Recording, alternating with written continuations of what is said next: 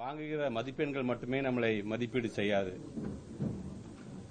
அதை தாண்டி நம்முடைய தனித்திறமைகளை நாம் வளர்த்துக் கொள்ள வேண்டும் என்கின்ற விதத்தில்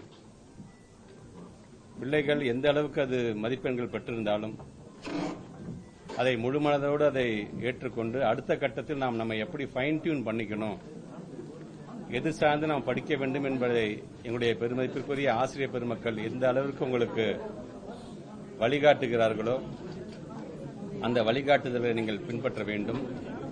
தேர்ச்சி பெற்றிருக்கின்ற மாணவர்களுக்கு பள்ளிக்கல்வித்துறை அமைச்சராக எங்களுடைய துறையின் சார்பாக என்னுடைய வாழ்த்துக்கள், பாராட்டுகள்.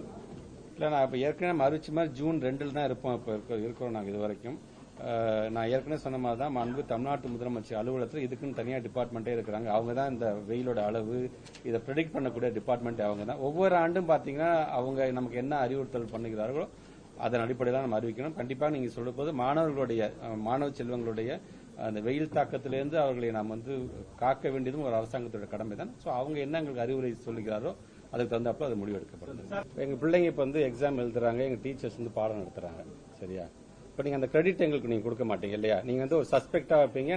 நாமளே பெருமையாக பேசிக்க மாட்டோம். பொதுவாக எப்போதுமே இருக்கிறது தான். வெளியில இருக்காங்க, வெளியில ஸ்டேட்ல உள்ளவங்க மட்டும் நம்மள பெருமையா பேசுங்க. இப்ப நீங்க சொல்றீங்க பாத்தீங்களா சார், எங்களுக்கு இல்ல ஒன்னும் சார் விஷயம் தெரிஞ்சா எங்களுக்கு சந்தோஷம் தான் சார் நினைக்கிறீங்களா? இப்ப இந்த ஸ்கூல்ல சார்ந்தவங்க லாஸ்ட் இயர்ல என்ன பண்ணாங்கன்னு யாராச்சும் பாத்திருக்கீங்களா? 99ல இருந்து 99 மார்க் 104 பிள்ளைங்க எடுத்திருக்காங்க இந்த ஸ்கூல்ல சார்ந்திருக்காங்க. அப்ப லாஸ்ட் இயர் அதே மாதிரி சந்தேகப்படுவீங்களா? அதுக்கு முன்னாடி என்ன ஏன் அதெல்லாம் நீங்க ஒரு ஜேர்னலிஸ்ட் ஏன் அதெல்லாம் எடுத்துட்டு சார் பரவாயில்ல சார் ஜஸ்டிஃபை பண்ற மாதிரி தான் சார் இதை விடுங்க சார், நம்ம பெருமையா நம்ம பேசுவோம் ஏன் சொல்ல மாட்டேங்க?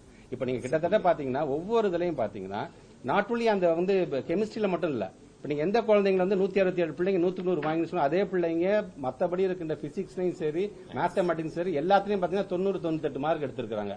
அப்ப அந்த பிள்ளைங்க அப்ப அதுல இருந்து சேர்ந்து எடுத்துருக்காங்க நீங்க சொல்ல வரீங்களா? அது சார்ந்து இப்ப என்கொயரி பண்ணுங்கன்னு சொல்லிட்டு இப்ப நேற்று முதல்கட்ட என்கொயரியில பண்ணியாச்சு ஃபுல்லாவே.